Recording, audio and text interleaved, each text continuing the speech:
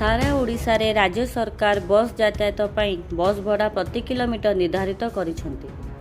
प्रति किलोमीटर पई केते बस भड़ा कौनसी पैसेंजर बस रे लेखा जाऊ नाही।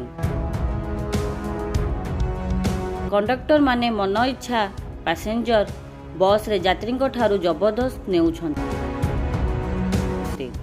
सारा ओडिशार 70 भाग साधारण लोक ग्रामांचल लोक पैसेंजर बस उपरे यातायात पई निर्भर करती।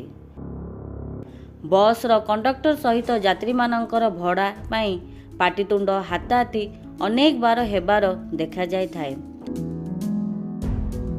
कौन पाई बस रे किलोमीटर पिछा केते टंका यात्री देबे ताहा लेखा जाऊ नाही।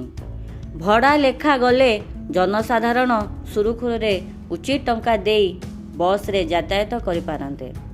प्रकाश थाउ कि सरकारी मो बस आम बस लक्ष्मी बस कर्मचारी माने यात्री मानक ठारू उचित भड़ा नेउछंती।